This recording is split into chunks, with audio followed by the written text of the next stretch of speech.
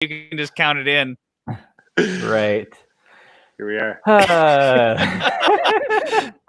Hey there, everybody. It's Russ from. Hey there, everybody. Welcome to another episode of Alternative Cycling Network. What you just witnessed was my computer having a meltdown. I was trying to play our intro, but it decided to not work. So see if it'll work now, just for fun. It's good. It's gonna work now. Welcome back to another show. Once again, I'm Russ from Path Less Pell, one of your co-hosts, and I'm joined by Mike from Locked In and Eric from Spindat. Yeah. Spindat. That's it. Spindat. Yeah, it's actually spelled correctly this week. Yeah, it's a weird whale. Okay. Yeah, I gotta figure it out. Yeah, catchy. Really and today we've got a special guest. We're going to be talking with Mehdi from State Bicycle Company, talking about affordable gravel bikes. They just recently launched a 4130 gravel bike, and it sold like hotcakes. And we're going to talk about the history of State and development of that bike. But before we do, we're going to do some channel updates. Mike, what's been going on your channel? A lot, actually. This week's been really busy. It's been a lot of fun. I launched my full review on Tuesday of the Ride Far Aero bolt-on bar. It was a really new product for me. It's kind of like a TT carbon like triangle aero bar add-on. And so I finally had a lot of time with it because I did initial unboxing and finally gave my final thoughts on it. Today, I did release a video about me selling my dream custom steel gravel bike and why I'm doing it and what's kind of coming to the future. And then tomorrow, I have a Locked In Favorite Friday video coming of the Dynaplug Racer, which is basically a dual-sided version of the Dynaplug Air that I did a review for recently, where you have this like mega triple plug and a single like skinnier like road style plug on it for easy tubeless tire repairs. Yeah. Where's that? So the steel bike you're selling, who's the maker again? Varco Cycles. So I have a full playlist on my channel. He's a local frame builder. He actually moved away, but he just moved back to Oceanside. And so me and him are going to be working on basically a V2. I explained more of it in the video of why, but me and my buddy Mario, who has a Surly Midnight Special, he's kind of got the short leg problem like I do. So the custom Geo is something that we both kind of need.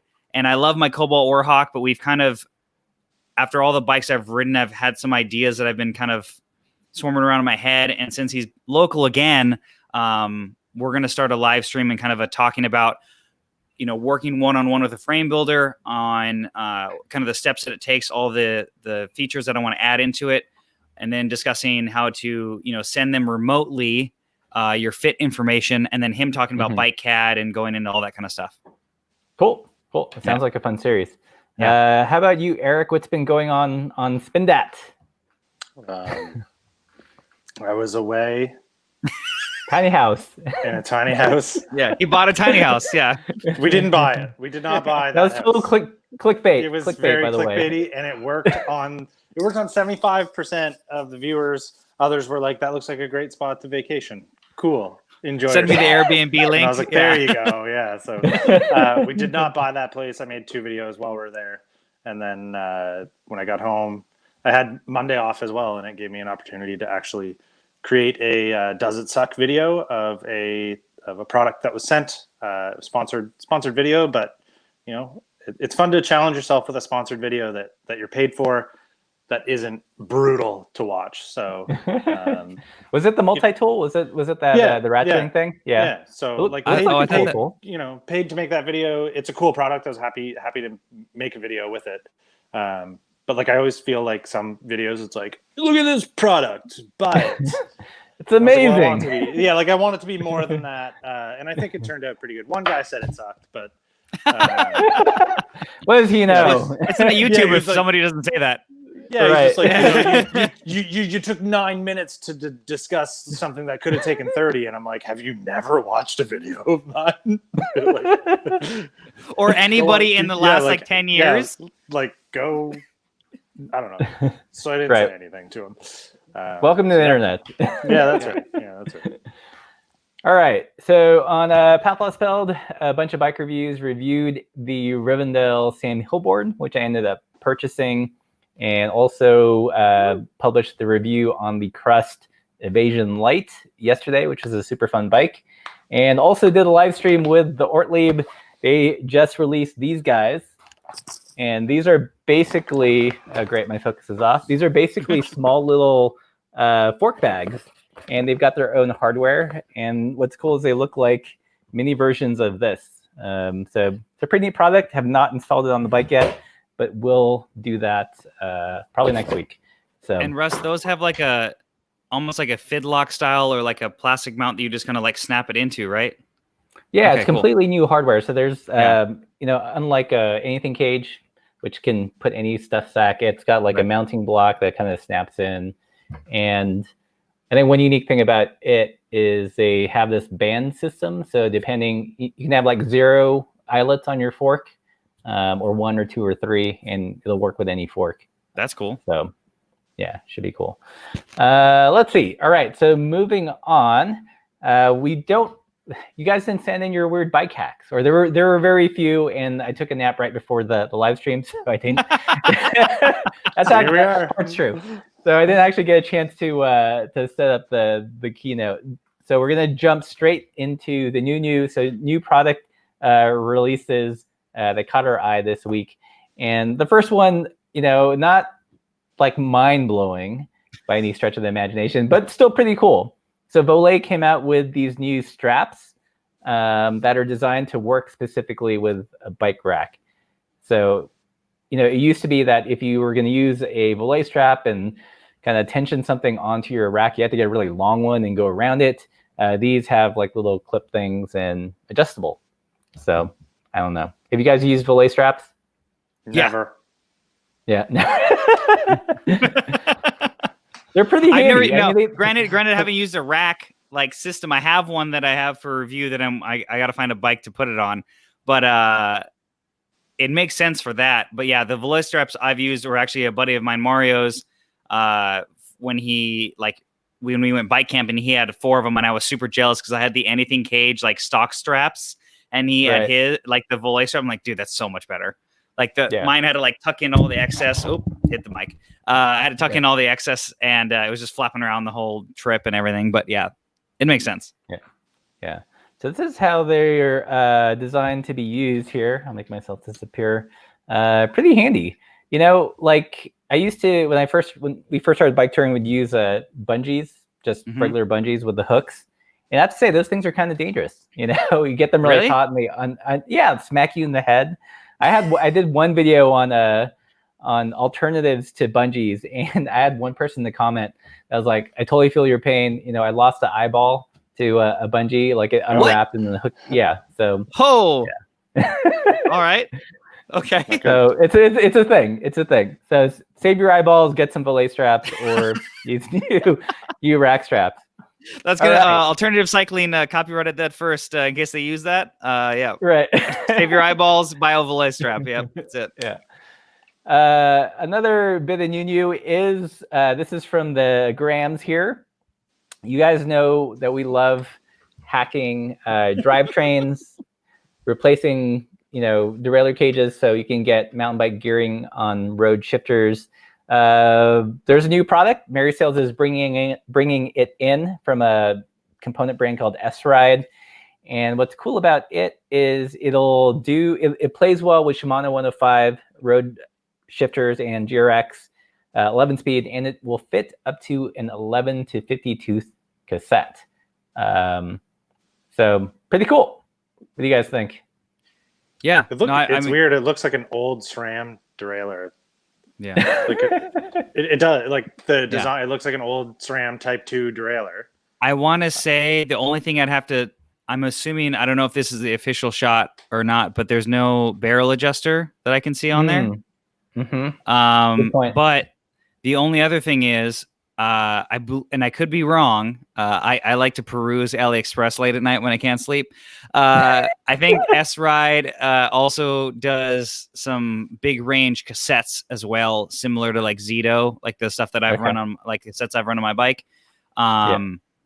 They may be a rebranded Zito, I don't know, but I feel like I've heard that name before. And they had like an 11 to 50 cassette and maybe an XD version as well. But no, I think that's rad. I think even when I did my mullet, series, I had a guy who was like, "Oh man, I just got GRX," like sad face, and I'm like, "Dude, Garbrook just did a GRX cage." He's like, "You just made my week," you know, and I was like, "Hell yeah, dude!" Like, you know, get it, like. But this is cool. I mean, I think, you know, somebody who doesn't want to modify something, I think this could be a cool option. I'm assuming it's going to be affordable. So, you know, that's always a good thing. Yeah. Yeah. I'm stoked. I'm curious to see how it'll shift. I don't know if it has like a clutch mechanism or what have you. So who knows, but yeah, we'll see. And lastly, I just pulled this one up.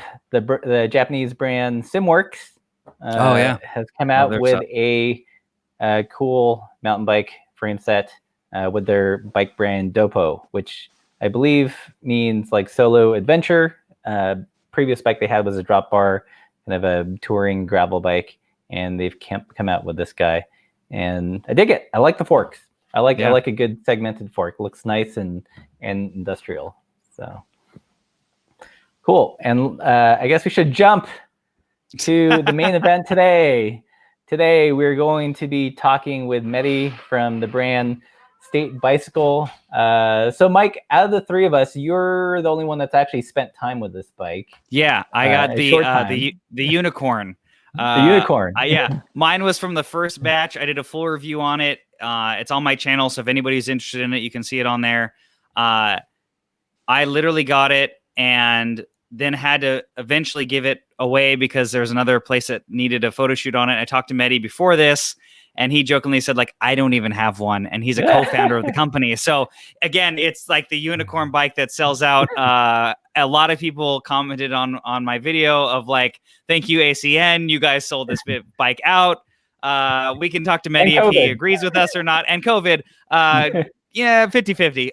But yeah, no, it's definitely, it was refreshing. I think especially for, you know, the size of the company and all the other bikes that are out there, it was really cool to have a more modern steel bike. There was a lot of steel bikes in the market that still are slightly older on certain standards. This is through axle.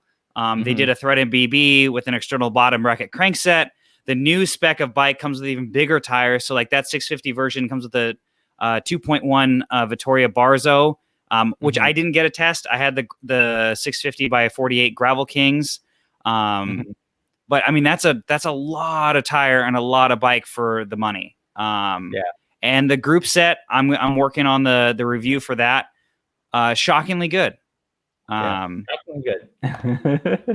All right. Well, with all of that said, let's bring in our special guest, Mehdi from State Bicycle. Welcome. Thanks for joining us. Hey, everybody. How are you? Good. Sweet. Well, for those that aren't familiar, can you give us a refresher on the history of State Bicycle? Yeah. So we've started the company, myself and my brother, in 2009, started selling bikes early 2010. So we just hit our 10-year anniversary. Cool. What we're primarily known for are fixed gear and single speed bikes. That's kind of how we got started with steel bikes, and kind of graduated into other disciplines throughout the years. About 2015, 2016, we introduced our off-road division, which was kind of actually like a pretty full range in terms of offerings. But the one thing that all those bikes had in common were their single speed. I think at that time, there were a couple of reasons for that. One, you know, we were a little bit purists in terms of fixed gear and single speed at that time. So that was one of the reasons. Two is cost and kind of just resources that were at our disposal.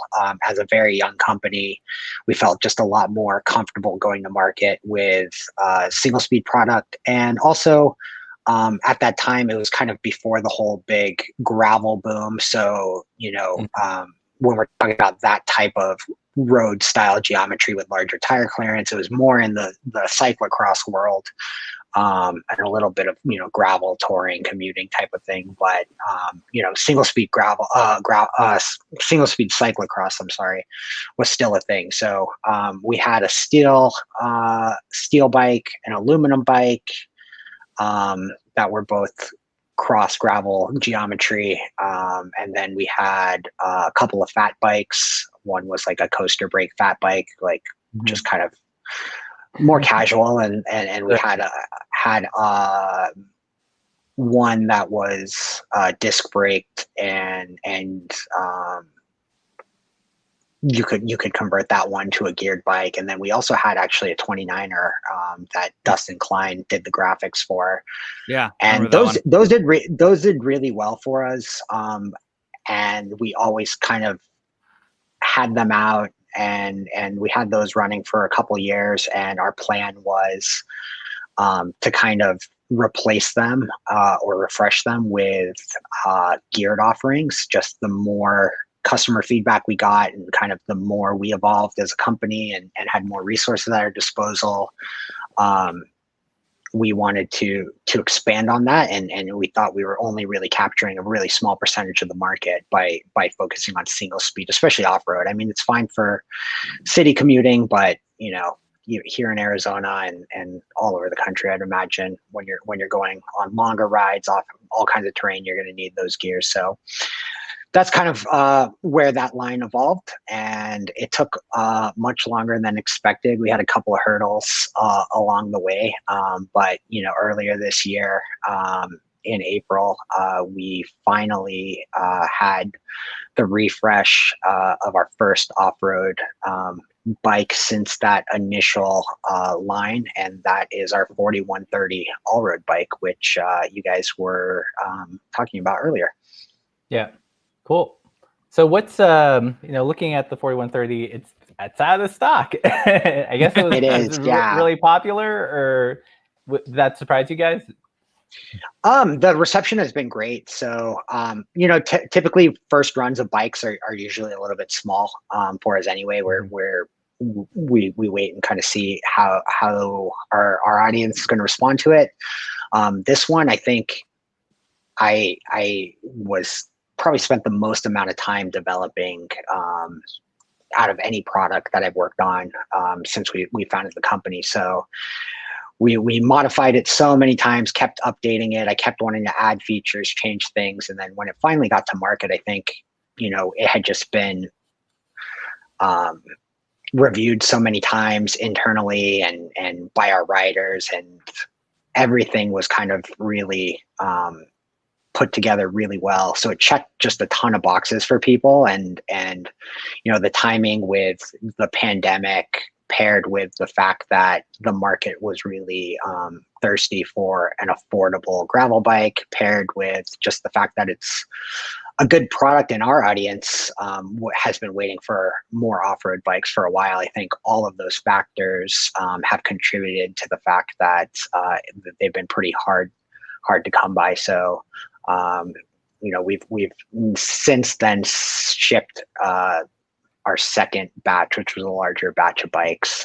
Those shipped like last week, and then I think the third batch will be up for sale within like the next 2 weeks. So all those folks who are at home and on the product page and see that email me when back in stock button, you should be getting something via email pretty soon on when you can reserve yours. But I would imagine they are gonna probably go pretty quick again. Yeah. Cool. So Mike, do you have any questions for Mehdi? No, I mean, I've talked to him kind of offsite about it, but I think we talked about the big thing for me that I'm working on next for that bike. And for everybody who's watching this, I don't have the bike anymore. I did have to be sent off for a magazine shoot. Again, the unicorn, Mehdi, can confirm he does not have one. One. Yeah, so he doesn't even have one. So I'm hoping that the footage that I shot can be enough for an entertaining review of the group set. But I think like we talked, Mehdi, is that group for you guys. That's something that you're going to restock, correct, in a gravel and potentially a road version. Yeah, or road 1x version. Yeah, so it was something that we initially had just planned to be stock equipment on this bike.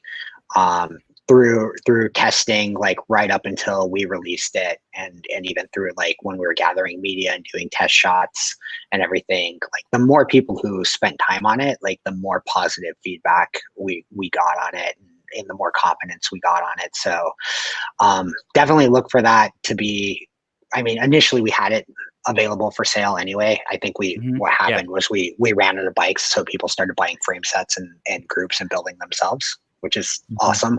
Yeah. So we're out of stock, but yeah, we'll continue that in the disc version, and then there's a good chance that it replaces some of the other group sets on our road bikes and so forth in the upcoming batches, maybe in a rim brake version for like our road bikes, for example, and maybe even continuing that on in other lines.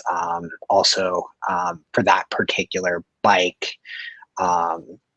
we have gotten some requests to do a trigger shift version with like mountain bike bars. So there's a very good chance that we release the 4130 all road with a wide riser version and a trigger shift version.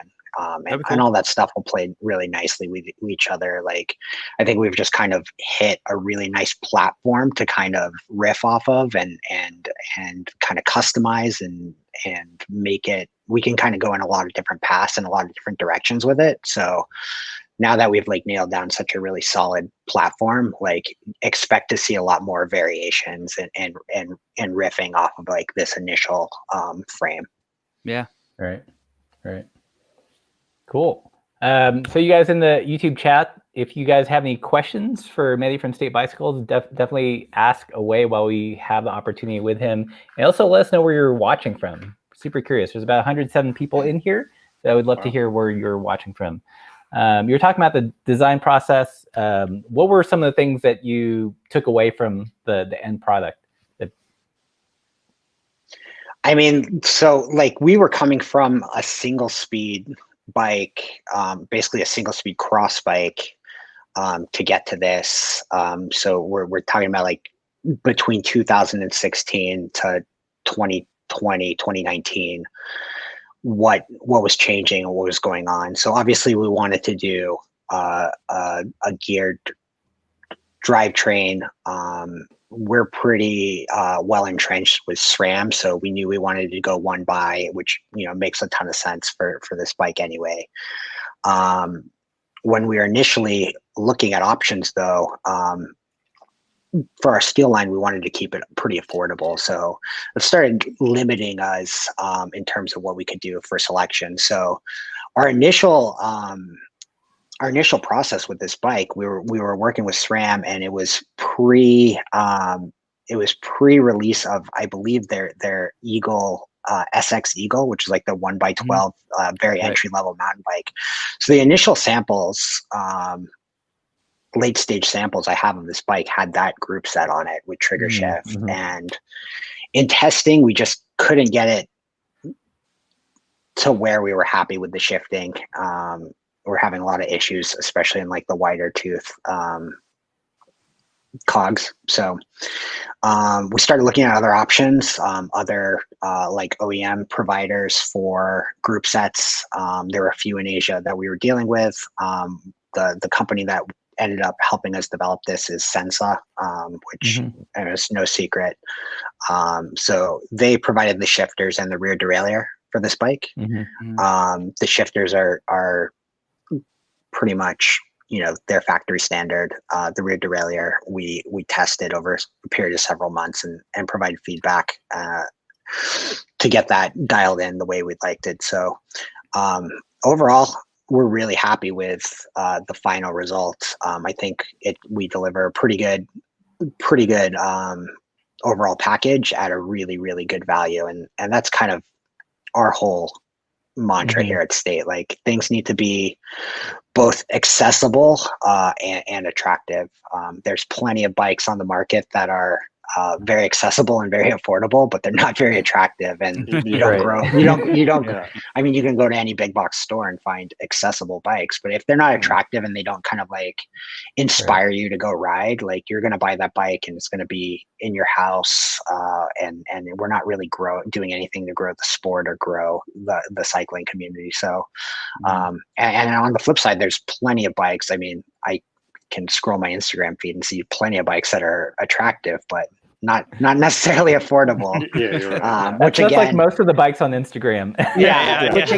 which again is, you know, it's awesome. Like, I'm glad those products exist. They draw people to this activity, but ultimately, if cost is a big barrier for entry, we're not going to do much to grow the community either. So those are kind of our considerations. I mean, that's like even you know, why we focus with steel. There's just so much more we can do with steel, and it ends up being a lot more affordable.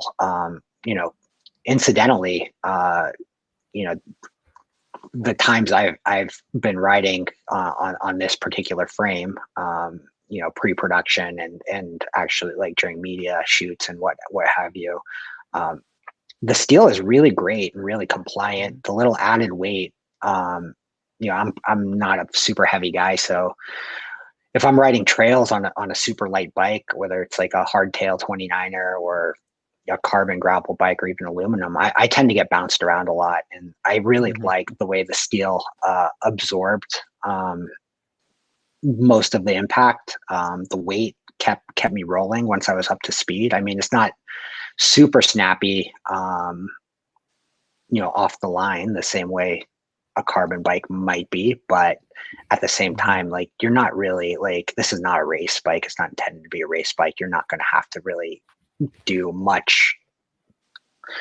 in terms of like hard efforts to get like up to speed quickly. So I found it really, really enjoyable to ride, and yeah, I think even with gravel bikes, like a lot of people, it's their second or third bike, so they're not necessarily ready to make. Maybe they have a $3,000 or $4,000 bike, but they're not necessarily want to spend that much on bike number 2 and bike number 3. If it's not their main bike. So I think that's another reason why it's just attractive to so many people.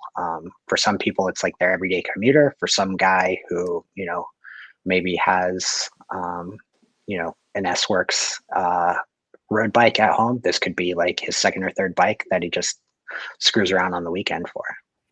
Yeah. So I have a question. It's Sure. multi-wheel size, and Yes. people have the option to buy both wheel sets. Do you find that, like, what are people buying the most of, 650B, 700C, or both? It's hard to determine that because we're kind of like pre-allocating stock that way. So we're just stock limited right now. So everything's like selling out in the quantities that we're like allocating to it. So we're kind of dictating that right now.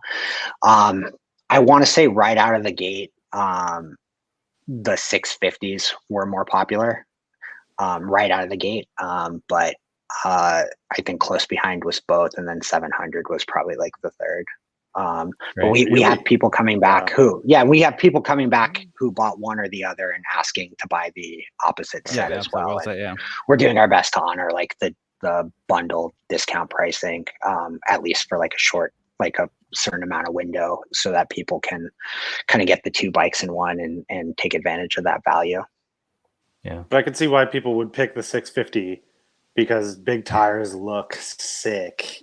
Oh yeah, no, it looks dope. It looks mean. Look so much cooler. Yeah, and the difference is even more stark now with batch. So this is like a picture of batch. Look at the front shot. Look at the front shot between the two tire sizes. I put that on my review, but it's where the handlebars are. Yeah. Yeah, we have I think there's a GIF later on that has like you but can then look at the other side by side on those two. Yeah, you can go side by side. Yeah. So, Mehdi, I have a question. So, with the 2.1, I don't know if you know this offhand or not. This is just a thing I mentioned in my video, because obviously, like a 700 by I believe 30 and a 650 by 47 are roughly the same size. So is a 700 by 38 and a 650 by 2.1 similar overall, or is there still a little bit of drop in the 650? There, like in terms of like standover height, or bottom bracket or drop just over. or whatever. Yeah, any kind The of stand, I metric. do have the standover heights on like the size and spec charts. Like I'm looking, I mean, it's looking like I'm looking at it right now, about 7 or 8 millimeters difference. Okay. So yeah, it's not a whole lot. Okay, Yeah. so that's cool. So it's Yeah. gonna keep it really similar, more similar than the original batch that had the Gravel Kings on there, because that still had a 38 700 with a 48 650. So that'll be a bigger discrepancy. So this is gonna be almost This one imperceptible. These even out, and I don't anticipate like any changes to tires going forward. So Vittoria, the Barzo, and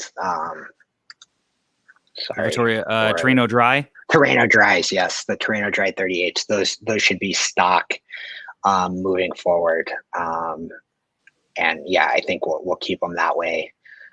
Some people really were upset that we got rid of the gum wall tires on this bike, which we still offer a la carte. Like what I tell people is, let's just like be open-minded, ride what's stock. Like it's a consumable part. Like wear it out and then get exactly what you want the next time. Like don't waste money right out of the gate and change it out. Yeah, Vittoria even has, I don't know if it's not all their line right now, but I believe they do have like a brown wall in some of their mountain tires. It's actually and like this one doesn't come in that, but also like logistically, like is kind of I bet it's a nightmare. Like because we're trying to do that like second wheel set. Ideally, right now we're getting everything like packaged, like wheels, rotors, cassettes, everything separate, and we're kind of like piecing it together. Ideally, we want to do that like on the manufacturing level, and so we have like complete, like fully loaded tire sets with through axles and cassettes and everything, like rotors all ready to go. And adding a second variant for like each bike just like complicates that versus if we just have like black sets, it's like so much easier. Oh, for sure. So that will like allow us to get you your bikes faster, people, and allow us to keep the costs affordable if we're not spending man hours repackaging and packaging a lot of wheel sets. So that's peek behind the curtain. And plus, even more importantly, Vittoria is a state bicycle team sponsor. So we love giving them business, and they make fantastic tires. Like that's beside the point. The Panaracers are awesome tires. They're really great performing tires. They're awesome. The one thing I note, and customers have told me this, and lots of employees who have this bike, they do not last very long. At least in Arizona, they get shredded through after a couple rides, and they're not cheap tires either. So, I've had a little bit better experience in terms of durability with Vittoria. Like if I'm going to go race, some 100-mile gravel race, and I'm like trying to make the podium or whatever, maybe I'm going to splurge and get a tire that is fast and maybe it isn't as durable. But if this is my commuter bike and I don't want to be setting up tubeless tires often and wasting a ton of time on maintenance, I'd probably go with something more durable. Yeah. And that's fair, because like working in a bike shop, the amount of times that we did have bikes that were spec'd with nice tires and tubes on like an affordable bike, you tended to attract the people who didn't understand that like filling a tire, every 2 days is kind of the norm with like thinner tubes and like tires do wear out. And like those customers come back pissed. Like they're like, they're like, what is this like bullshit? Like this bike sucks. You're like, no, that bike's actually better than maybe what you should have bought. We maybe should have took a step down because you didn't want to deal with kind of the nuances of slightly nicer stuff. Yeah, I mean, I think our approach and our philosophy here is like, let's invest in like stuff that people aren't going to be able to change out. So like, let's invest in the frame, let's invest in the drivetrain, let's invest in the wheels.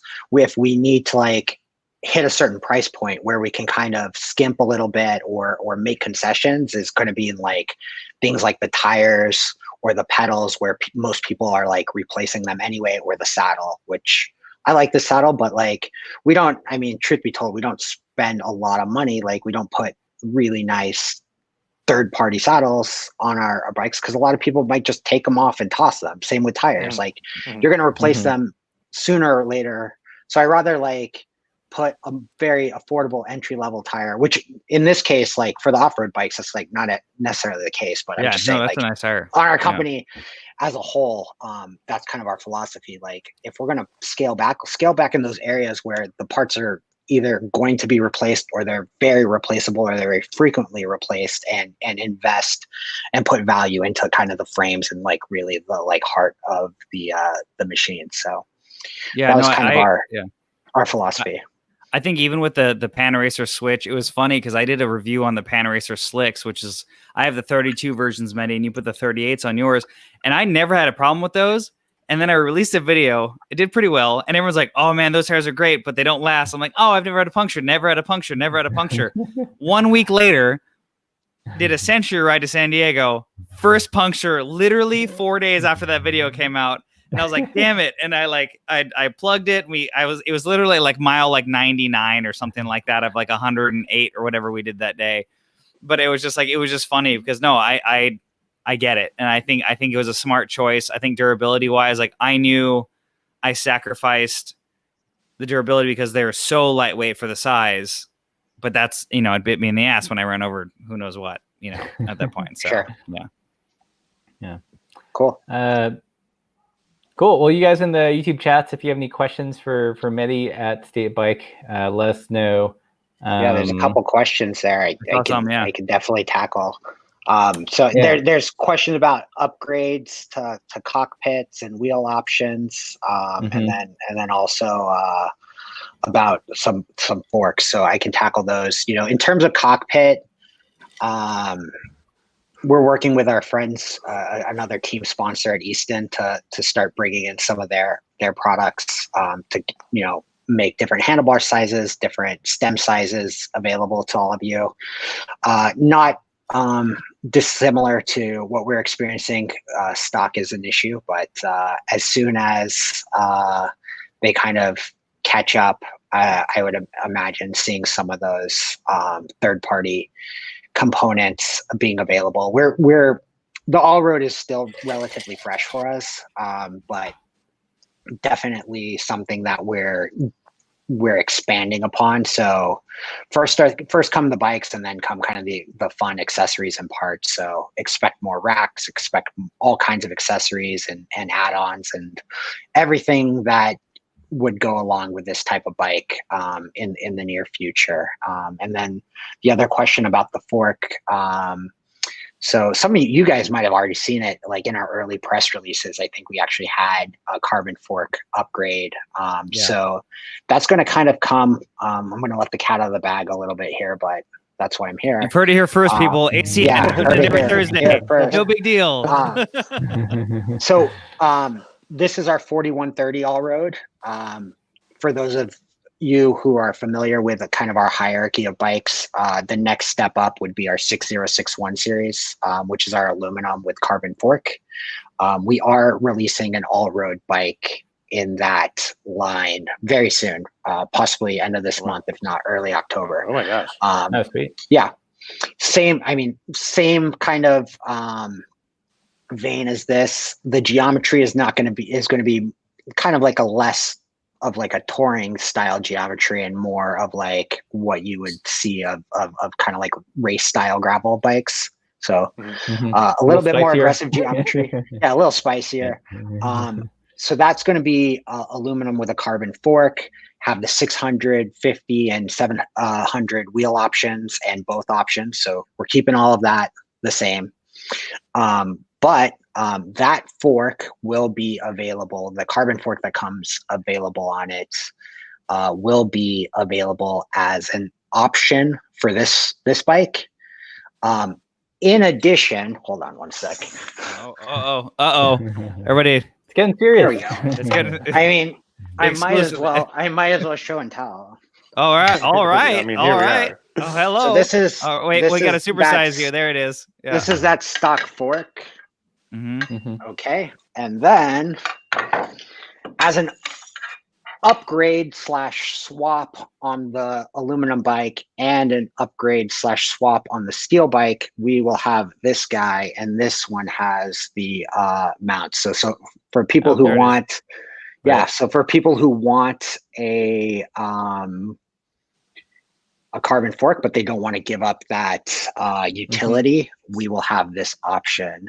This is going to be the only option if you have the 650 wheels on the steel bike. You'll only be able to get this one because the tire clearance will not work with this Right. guy. Yeah. So what's the tire difference? This for between 700, those? you can get either of these. 650, only this one.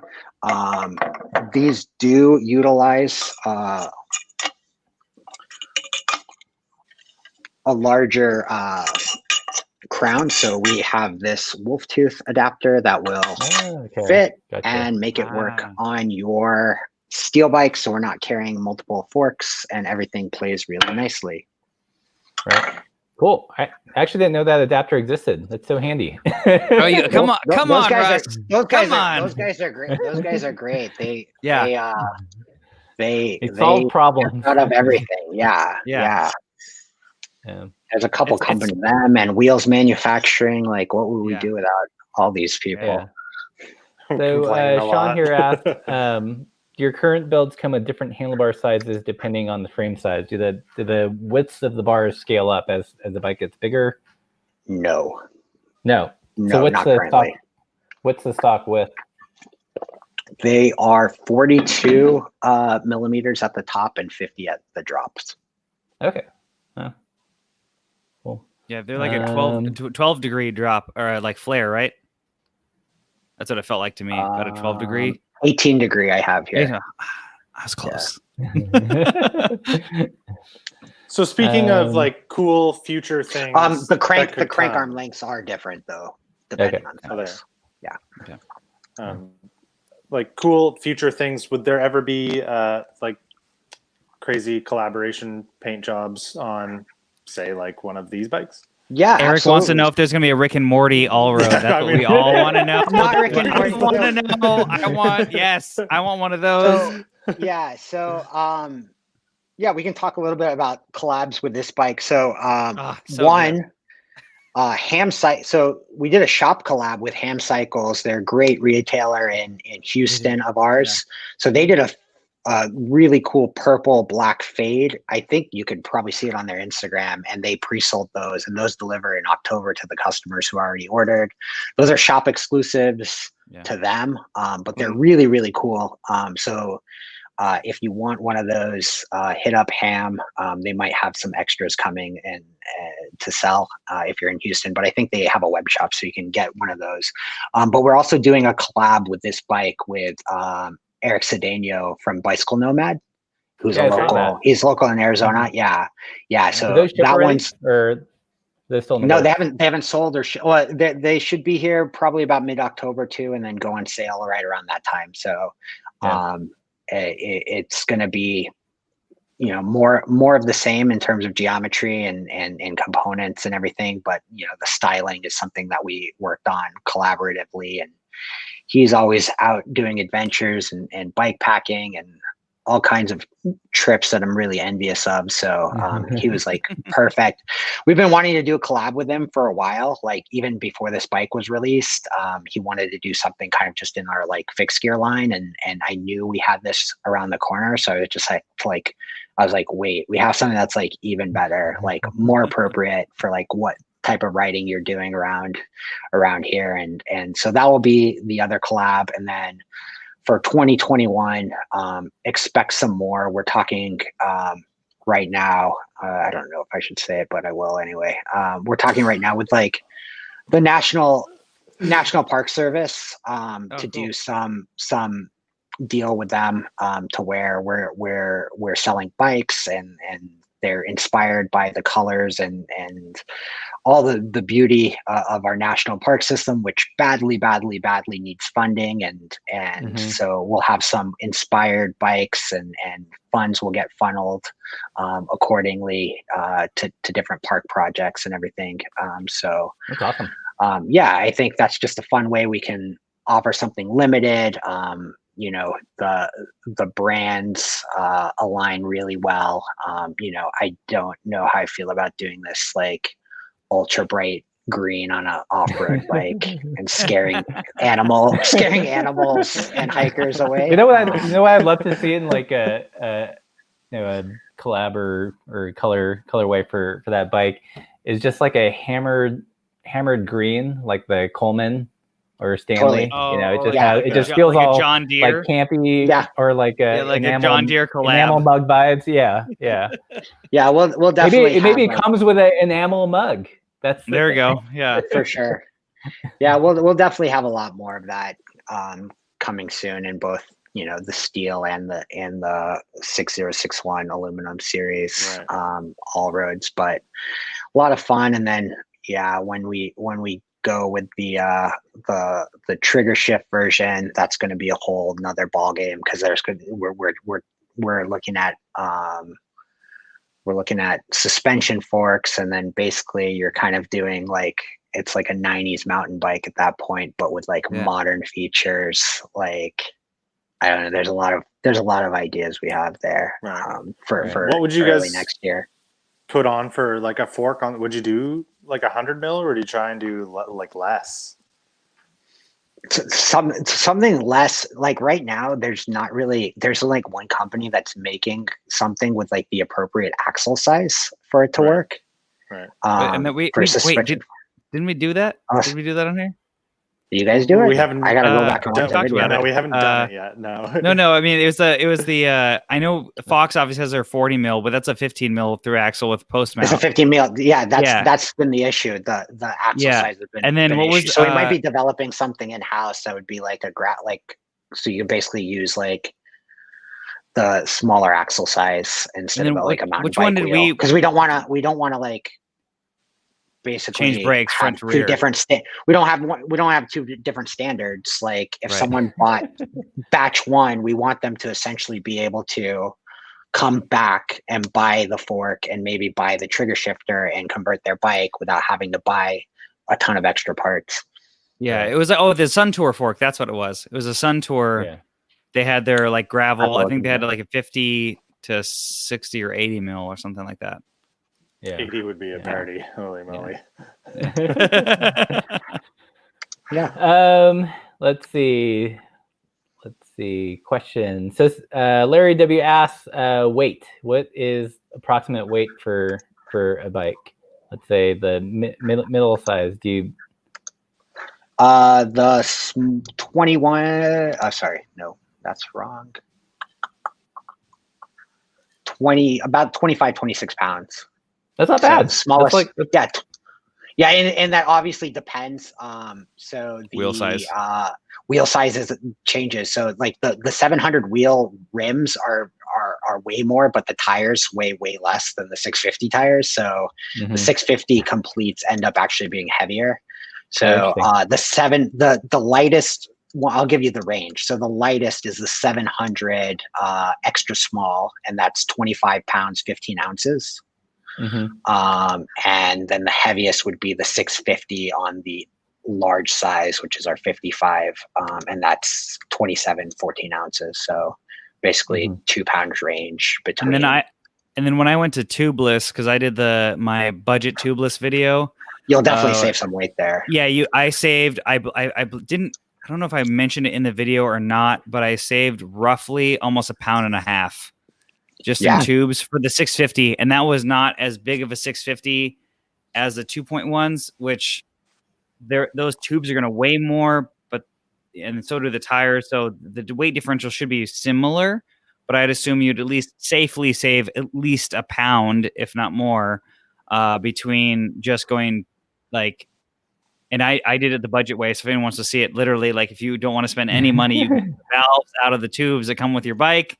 get some Gorilla Tape for like $5, and then like you're off to the races, and you can save £1. So yeah, it's definitely worth it. And it didn't feel like, and Mehdi, you kind of described it almost like what I did in like my video, is like you don't feel the weight necessarily all the time. It's just on input.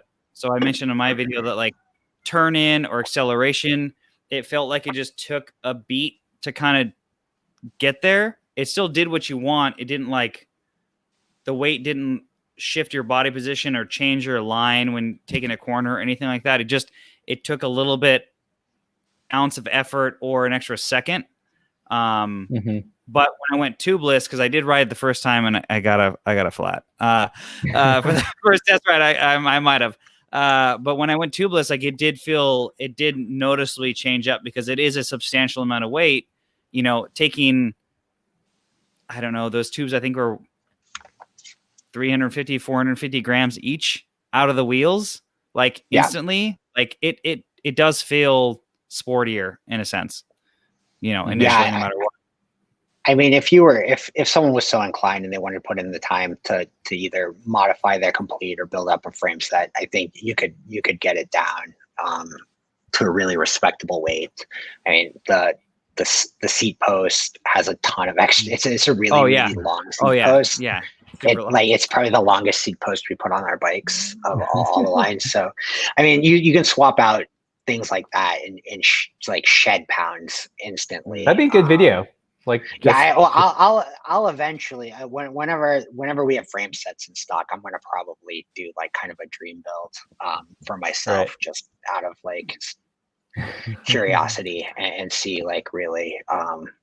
I mean, I don't want to make it super light, but we'll see what we can do to make it. I'll hit up Easton and get some really nice parts. I And see don't what want we to can make it do. super light. I don't want to be super all carbon, everything. Slope. Yeah, it's a slippery. Yeah. So Mikey Non asks, are the end caps on the wheels replaceable? Can you pop them 12 to 15, or are they fixed? I don't believe they are. I don't believe they are currently, but that is possibly going to be an option for us if we are going to move to the suspension fork. I haven't decided if that's a great idea or a terrible idea yet, but it's an idea. I think it's a funny idea. Well, how it started, one of our racers wants to do Leadville on it next year. Oof, yeah. And he's like, I'll just do it on like the 4130 all-road bike, but I probably want a suspension fork. And then I was like, okay, let's like, why? If you want it, maybe other people will want that. Yeah, I could see the Sun Tour in their lower like millimeter range that they offered. I think they offer a 12 mil flat mount fork.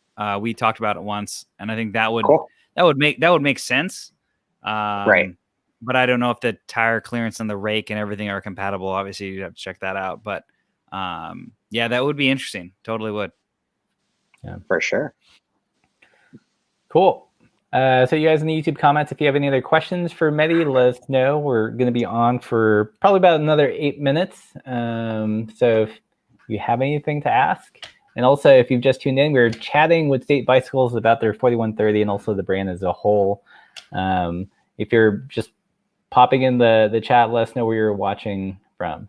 Lots of discussions about how can tubes weigh so much. It's a real thing, especially when you get like tubes big boys.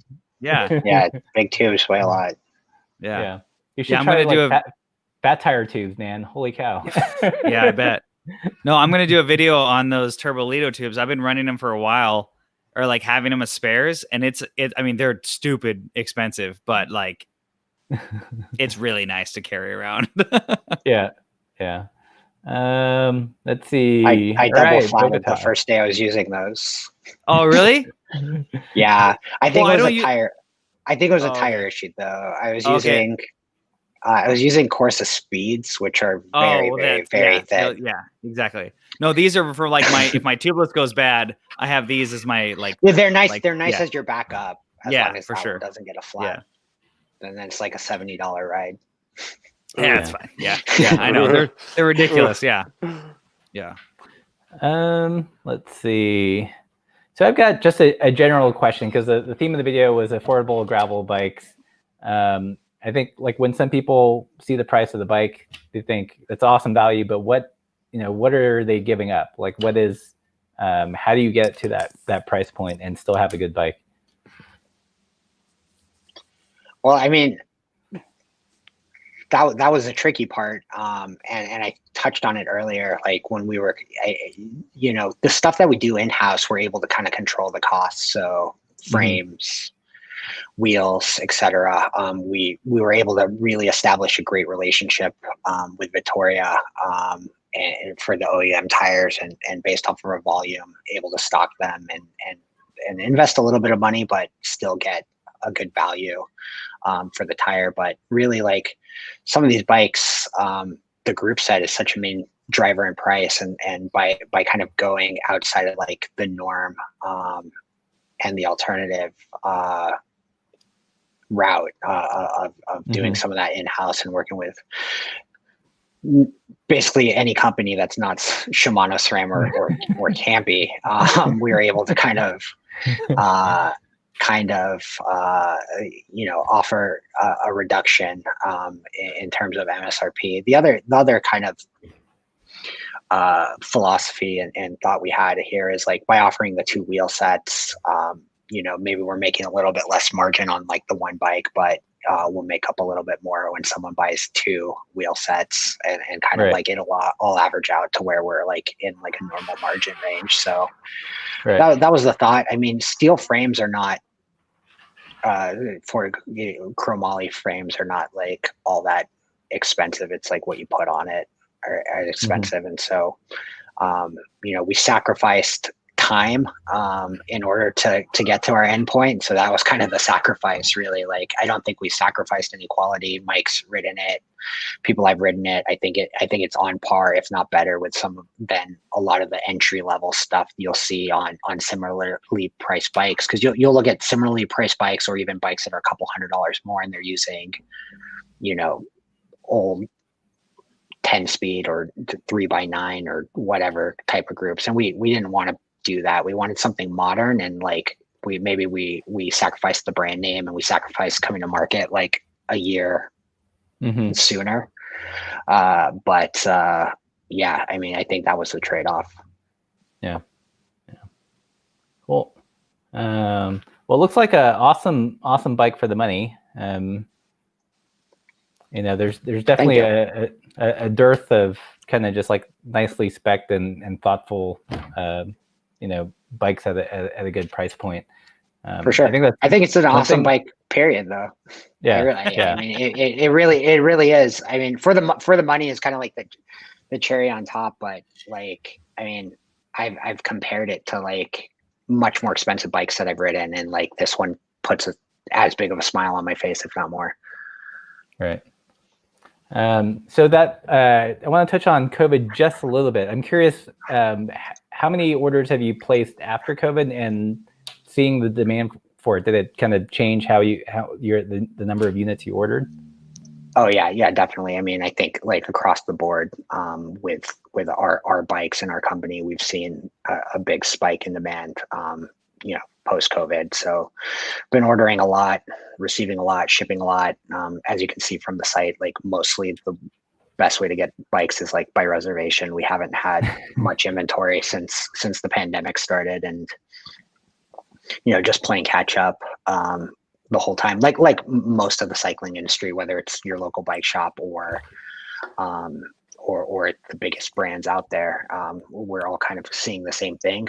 In particular, I think we're doing well because we do cater to people that don't necessarily self-identify as cyclists. A lot of our customers, a big portion of them, are people that were up until now riding a mountain bike that their parents bought them from Target or Walmart when they were in middle school, and now they're maybe they're off to college, or they have their first job. They got a little bit of money in their pocket, and they want something a little bit nicer that they can call their own, and they can kind of grow into and customize and use. So I think that's our appeal.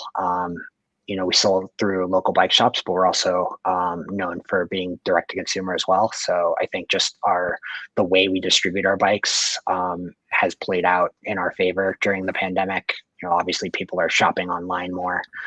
And yeah, with gyms being closed, it's an alternative with the way people commute in big cities.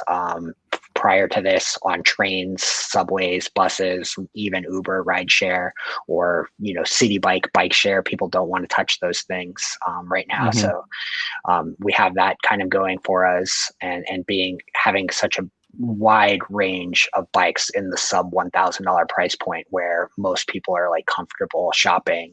I think that's in our favor. So yeah, it's been nice to welcome so many new riders. I think that's always been our goal, and yeah, trying to get people a good quality bike that they can, even if it's their first bike, we want them to have a good experience. So whether they buy another state bicycle down the road, or they buy a Specialized, or they buy a boutique brand, handmade, whatever it may be, like we want that first bike to be really, really a good experience for them, so they fall in love with the sport and the activity, and we can kind of grow the community. Yeah, it's awesome. Eric, do you have any questions?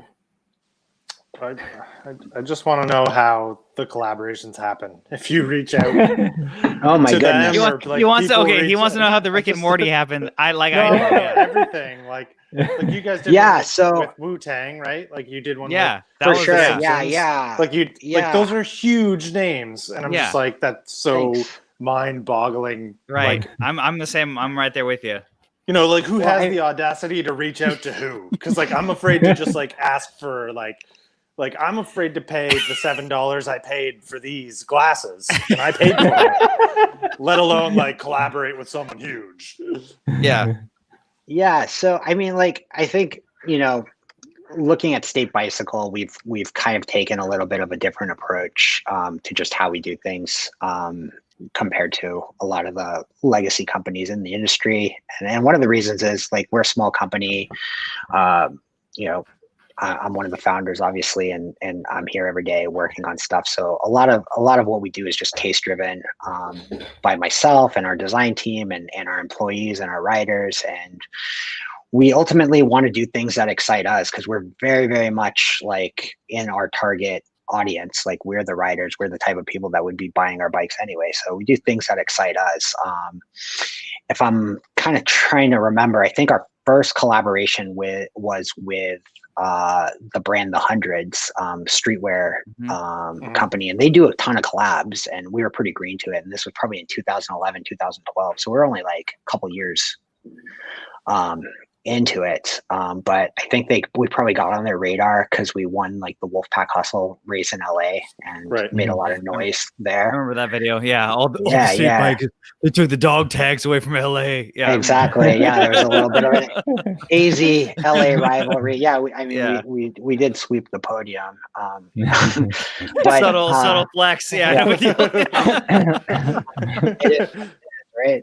So we got on their radar, and they wanted to do some hundreds bikes, and we did that collab, and that like made some waves, and that kind of got like ideas rolling in our head, and it's like, oh, this is like kind of a cool like outlet and creative outlet to do things like. And even like thinking back, like even maybe 10 years before, like when I was in at ASU in college, which would have been like my freshman year, 2004, maybe 2003, 2004, like Orange County Choppers and like Monster Garage and all those shows were like huge. And I actually was working at like a custom motorcycle shop here in Phoenix that they would do like one-off stuff. So like that kind of took that inspiration, I think, some way that was like always like, Jesse James, Orange County Choppers, like style, and like, yeah, like what would it be like to make these like collabs? So the Hundreds was kind of lucky. Like they reached out, we did a collab, it went well, and then we collabed with some breweries here and there. We got invited through that like to some different like streetwear shows like Agenda and Complex Con and these big like streetwear shows, and we were doing custom bikes for them. So they paired us with like 5 or 6 designers to make one-offs, and we raffled them off. And it was one of the days of the trade show. We were putting the bikes in storage so they wouldn't get stolen, like 5 o'clock in Mandalay Bay. And I'm wheeling these bikes, and they're black with gold wheels, and I get a tap on my shoulder. And this guy's like, "Yo, man, let me get that bike." And I was like, I mean, like all day, it was like day 3 of this trade show. I'm like exhausted. And like all day I've been saying like, "Hey, just like sell me this." Like people want to bypass the raffle. Right. Bikes, or where can I buy this? Like, so I'm exhausted. He's like, I started Wu-Tang Clan. Let me get that bike. And I was just like, yeah, sure. Yeah, sure. And he's like, no, like, look me up. My name's Power.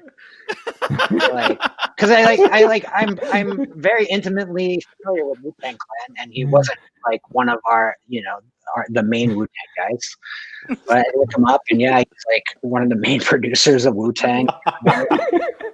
Next thing you know, we're making Wu-Tang bikes, and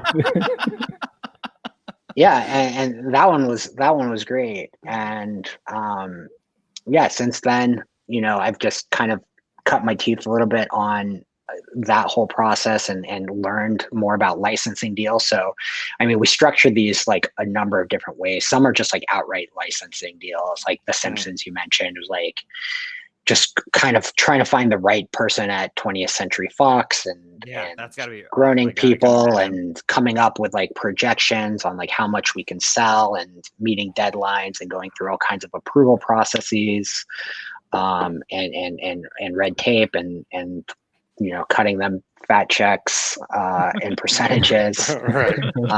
So that would be something like Rick and Morty or The Simpsons, where we kind of like hunt those down. And then there's some that are a lot more organic, where like the Bicycle Nomad one coming up, where we're friends with the people or we know the founders, and the creative process is a lot more communal, and like the sales channels are going to be a lot more like we're gonna tackle it together, and it's going to be much more of a collaboration. So there's a number of different ways that we can do it.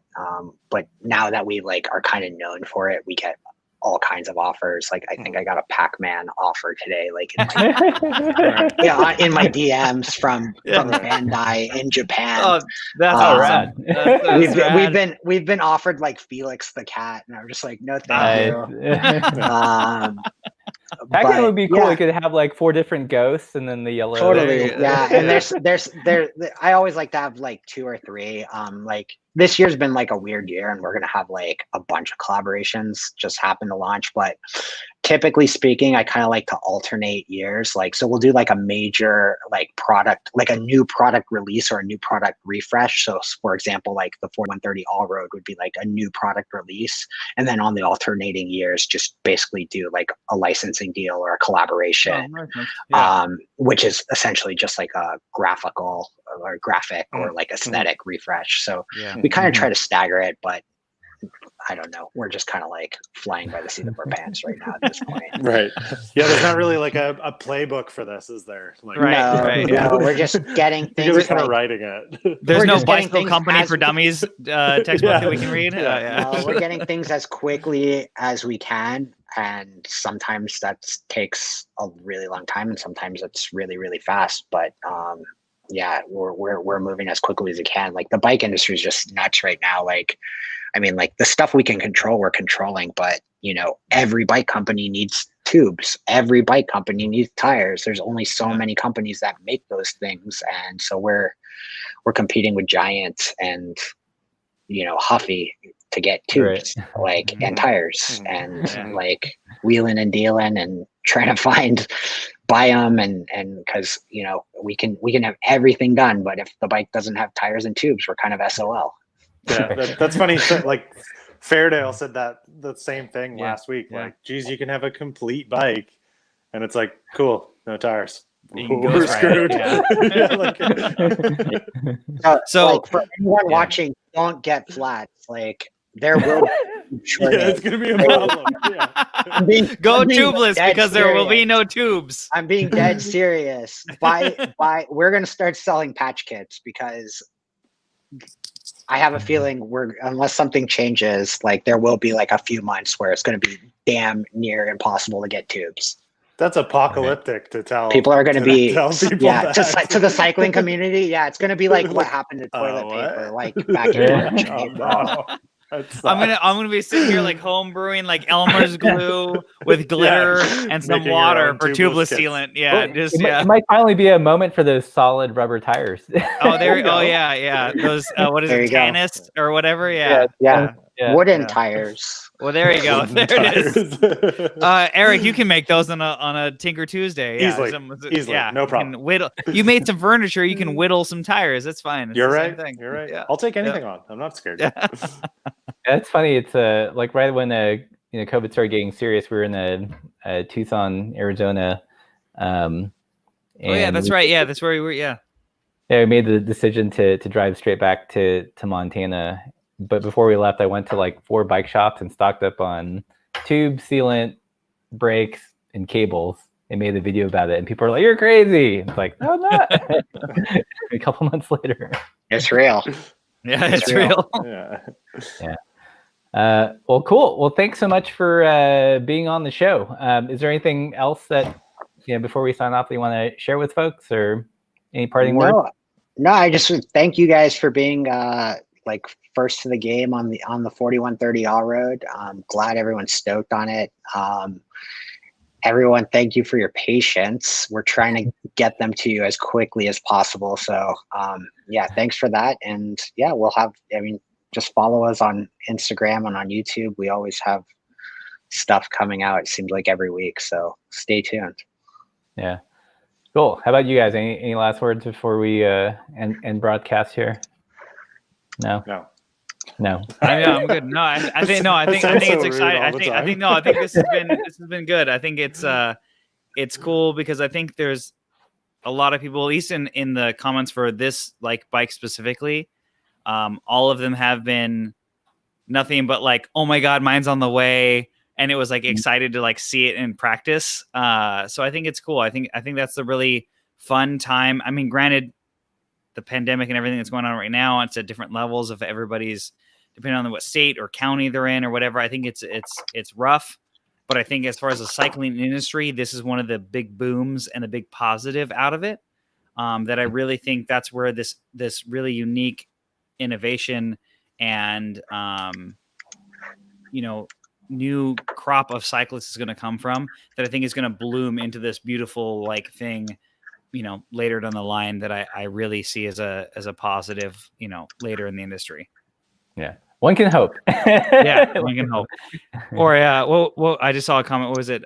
Tires stuffed with pillow stuffing. There we go. Yep, that's toilet paper. You can't afford toilet paper. I can give up my pillow stuffing. Not my TP. I need that. Yeah. Nice. Well, thank you all for joining us again this evening. There's still 124 of you. Thanks for sticking out over an hour. Awesome. If you like this video, give it a thumbs up. Helps the channel. And let us know if you like this guest format. I think we were just talking before the broadcast started. We saw that Zach Gallardo, fellow bike YouTuber, is back in the States. So we might get him for next week. If you want to see Zach on, let us know. And until next week, guys. Hit him up on his Instagram and stuff. Let him know we're coming. Yeah, start spamming his comment section. And so you should be on. Spam him. Yeah. Nice. We'll see you all next week. Good night.